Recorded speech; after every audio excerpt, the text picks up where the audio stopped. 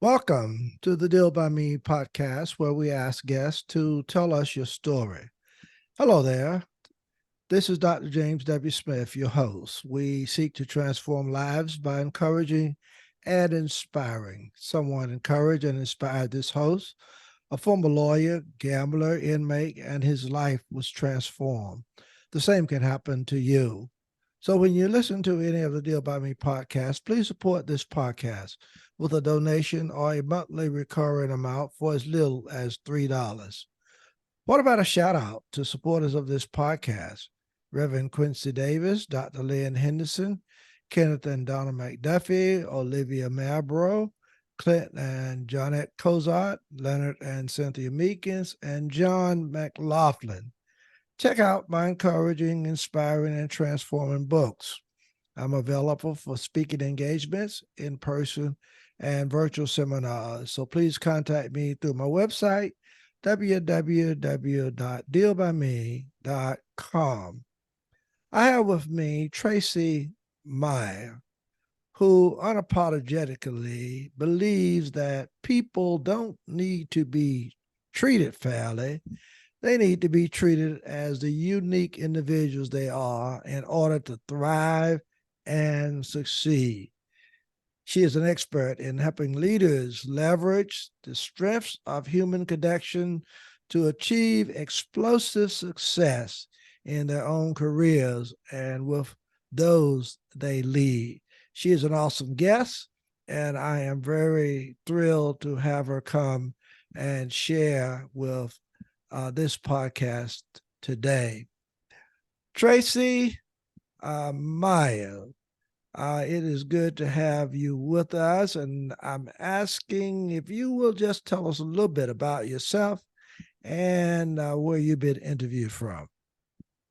Wonderful. Well, it's so thrilling to be your guest today, Dr. Smith, and it's an honor. And I'm calling in from Southern California, down here in Anaheim, near the Big Mouse House.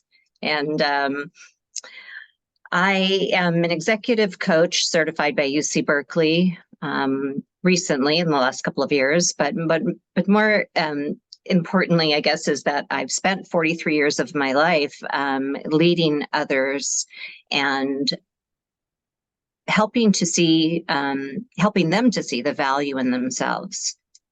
And I didn't realize that until about 3 years ago, when I had a bit of an epiphany on a hike I was on, that as much as I was working to encourage others and had some experiences with my bosses who were not very encouraging or inspiring, that I was always being myself and doing it that way since I was young. And it prompted me to write a book last year, which just came out about 3 weeks ago.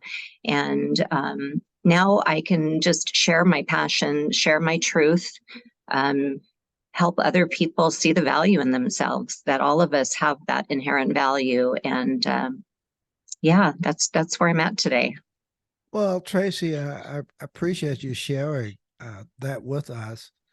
I've had the opportunity to read your profile and to just learn a little bit about you. You are an exciting guest and one who I know listeners of this podcast will appreciate listening to what you have to say. And I know that you written the book. I think it talks about leadership contradiction. Mm-hmm. A very interesting title, I guess. Maybe I should put it. So I want to ask them, one, what inspired you to write that particular book entitled The Leadership Contradiction? Yeah, thank you for asking. That's a great question. The leadership contradiction is really me calling out leaders. Okay. In some cases, even myself. When I reflected back on my career, I didn't always do things perfect. In fact, I made some things that I referred to previously as mistakes. And as I've as I've grown in maturity and spirituality, and emotionally, I've realized that they weren't mistakes at all. They were lessons for me to learn. Mm. But the leadership contradiction is calling out, myself when I did those things that weren't perfect, but also other leaders really focused on their own egos and their own missions that don't align with the people that they're leading. And in my opinion, that disqualifies them from being a leader. It's Uh, a contradiction because their behavior, their lack of care for their own employees, so are take you them away from, yeah. okay? Okay, I think I get you. So are you saying that there, and being a minister, Mm-hmm. I can see this in another way. Are you saying that their words don't speak as loud as their actions, or vice versa? There's a contradiction in this. Is that what you basically say in terms of their leadership style? They talk about one thing and they do something else. Am I correct in that analogy?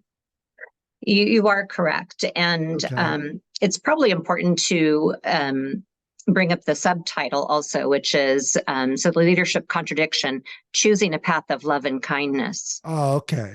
Okay. Okay. Yeah, so I think the subtitle is certainly is represents the direction and the perspective that I've come from in leadership, and have come to find out through having my own bosses that weren't very supportive or kind or caring or Mhm. encouraging, and realized that the love and kindness that kind of, if you take that apart, love had been turned into something that was more of a four-letter word in the workplace, where Mhm. people didn't use that word, and it seemed like something incorrect. When Okay. at the end of the day, as human beings, we're taught to love one another, and that is really important when I talk about the contradiction. That's the path I chose of love and kindness, and Okay. kindness being just not just nice to people, Mhm. and like, as you said, saying words that don't really mean anything, but actually being kind to others. Okay. So Okay. yeah. Okay. I love this. I love how you dealing with this.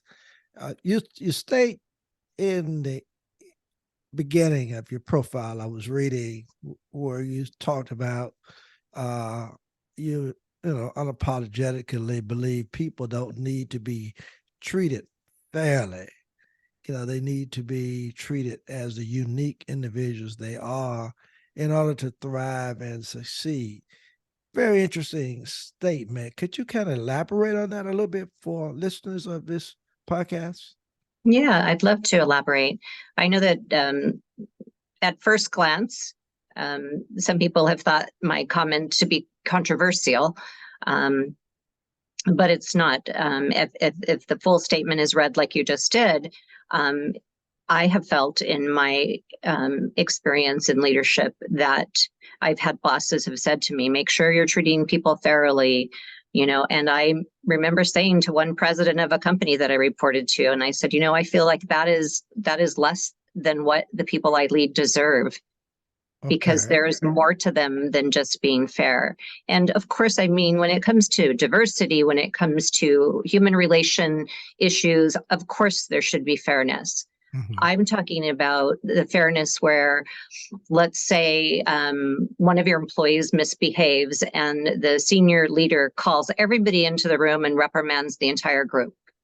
Okay. Then the folks that are doing a good job and putting their heart and soul into their work leaves feeling disappointed Mhm. and downtrodden, because they of course take it to heart and they think that they did something wrong, and yet the person who was misbehaving, didn't get the message at all. So that's what I mean about fairness. Sometimes people take fairness too far and don't realize that, if there's a problem at work with a particular employee, the leader needs to be courageous and have that conversation privately. And then they need to look at the other employees and make sure that everybody is respected and acknowledged for the unique skills that they have. What I have found in my career is that being caring and kind and loving to my employees and seeing the uniqueness that they each bring to the table and supporting them in that way has allowed me to have tremendous success, both financially as well as in my career. And then the bonus is that these individuals get seen and heard and valued, and they get to be their best selves. And that's what I mean by not treating people fairly. There's just so much more than just being fair. We stop at that point sometimes, and we need to go further. That's what I'm getting at with that comment. I got you. I hear you well, and it has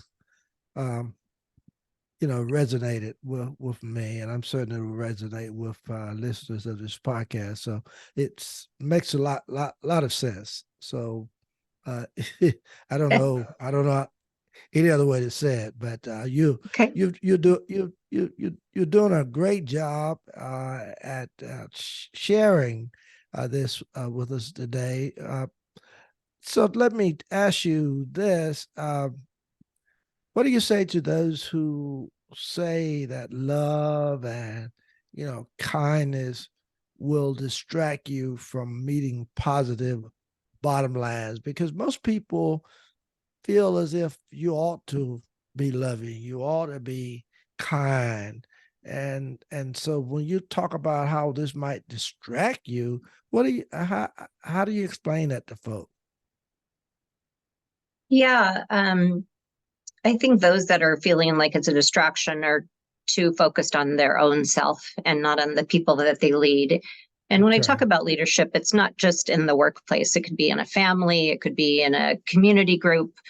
When we're in a leadership role, it is part of our responsibility to love and care for the people that surround us. That's what allows us to be a leader. Other than that, we're just a boss, or we're just somebody who's in charge. And I believe a true leader brings out the best in other human beings and sees them for who they are, our flaws and all. I have my own flaws, and some of them are shared very, very openly in the book. That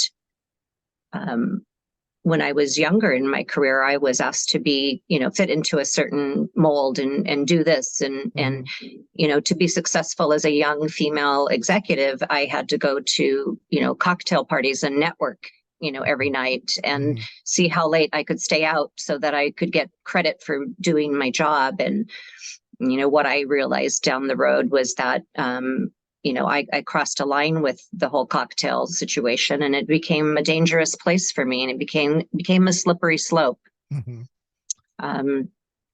So, yeah. I understand that. I really do. I'm sitting here, I'm intrigued by your conversation. Yeah, because I've somewhat been in that same position. I practice law, and end up being a gambler. So, it's easy to go from one to another one, and you find yourself losing your focus, and then you are at a point where you don't want to be. so right. I hear you very, very well. I have listeners of this podcast who always looking for somebody to say something to them. They're going through something. They're dealing with this issue, that issue.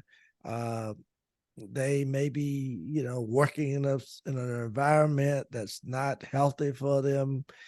They find themselves depressed. They find themselves going through this or that. And they need something. They need somebody to give them an encouraging, inspiring word. If that's the situation that you find yourself in, and somebody, and I'm asking you to share with somebody who is in a like situation, what would you say to them? I love that. I would say that every day is just 24 hours. And though we may be experiencing difficult things today, Hmm.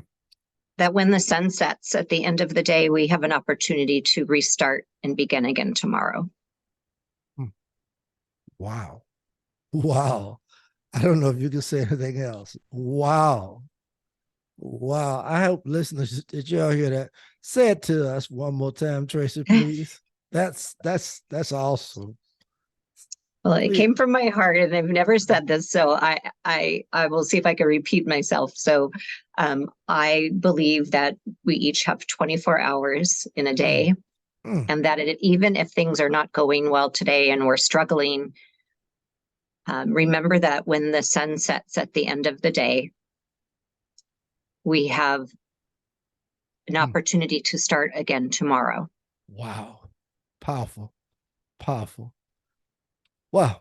All I can say, listeners, don't go in a place. I've got a few more questions, and have Tracy share a little bit more with us. But first of all, I want to ask Tracy, if listeners of this podcast would like to know more about you, or where they can get your book from, and just more information on you as a person, how would they go about doing this?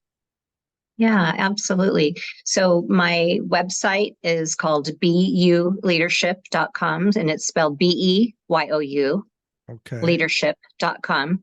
You can send me a message from the website. You can book a 30-minute free consultation. You can also go to the leadershipcontradiction.com, which leads you back to my website to the page about my book. You can find out more information there and purchase the book from a link there. I'd love to hear from everybody, and I'm also going to give away 3 copies of my book signed for the first 3 people who want to reach out and just send me an email or a message or book a consultation. I'd love to meet you and get to know you, and maybe share a few words of encouragement for you directly too. Mm, well said. Thank you so much for sharing that with listeners of this podcast. What are the benefits of having a certified coach with your background and experience? Yeah. So I've been coaching my entire career as a senior leader. I was 25 years as a general manager in full service hotels, facility management, venues, another 10 plus years in other senior leadership roles.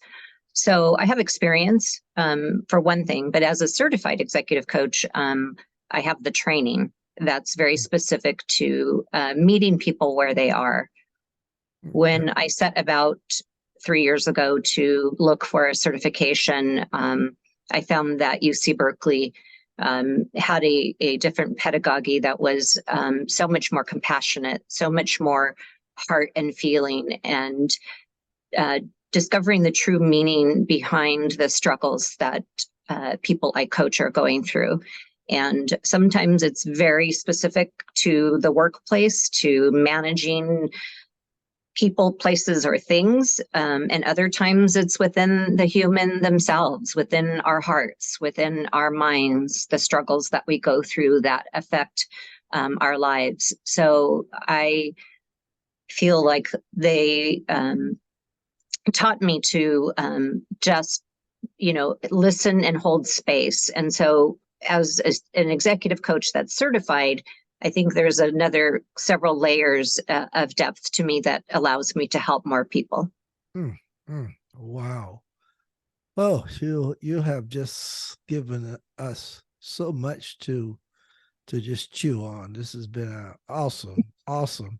Uh, you know, tell us uh, more about the slippery slopes in leadership. Because a lot of people would love to, move and be in the direction that you are in, do some things that you're doing, because your resume, your profile is just so profound and so accomplished. Uh, but there has to be some ups and downs as you've gone through what you have done. Talk to us a little bit about that, these slippery slopes that you go through in leadership. Yes. Um, so I do talk a lot about it in my book, and slippery slopes are those places that we feel like we need to put ourselves in order to be accepted by others. Mm-hmm. I talked briefly about the, cocktail party, the networking that a lot of corporate businesses and otherwise Mm-hmm.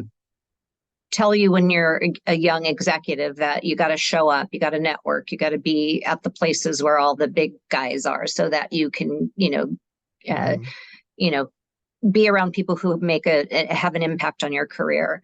And we start doing things that take us away from who our true selves are. Mm-hmm. So that's an example of one. I think, just other behaviors that come up in society where we are trying to fit in. We are trying to show that we're, qualified for this particular work group. When at the end of the day, I truly believe that being yourself, as long as you're a good human being and you're being honest and acting with integrity, that you can avoid some of those slippery slopes. Mm-hmm. Now, I assume that all of this that you are sharing with listeners of this podcast today are things that you talk about in your book, The Leadership Contradiction. Am I correct? That is true. There's Okay. lots and Okay. lots of stories in there. It's really about my leadership journey and my life. Okay. Yes. Okay.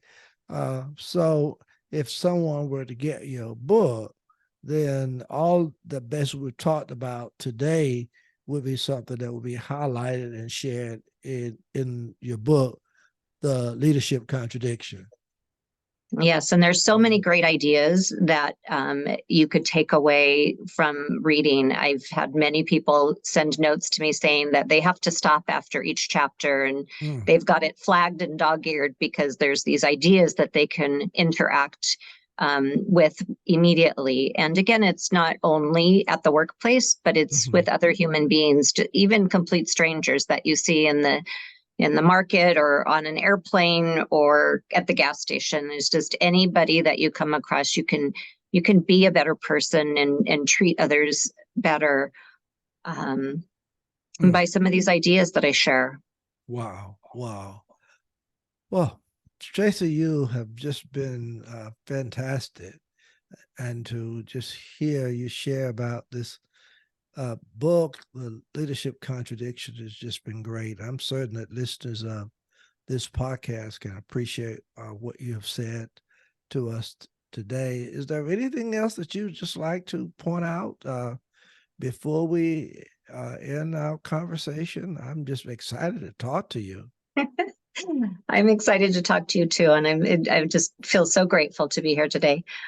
I would say one last thing would be the next 5 people you come across today, whether you're on a Zoom call or you're in person, is take a moment, 30 seconds, and really ask them how they're doing. Hmm. Don't think about what you got to go pick up at the market today, but look into their eyes and listen to what they're saying. Everyone needs to be seen and needs to be heard for them to feel valued. And we are moving way too fast today in this society and worrying about too many things that are outside. If we just take a moment to stop and Hmm. really look at another person in front of us. So I challenge everyone listening, Hmm. next Hmm. 5 people you come across today, see what it does for you Wow. as well. Yeah. Wow. Wow. Huh. And there you have it. Traycee Mayer sharing from her heart and from her soul. What a powerful interview this has been. And I'm so grateful to have had her come and share with us today. And until next time, peace and blessings to each of you.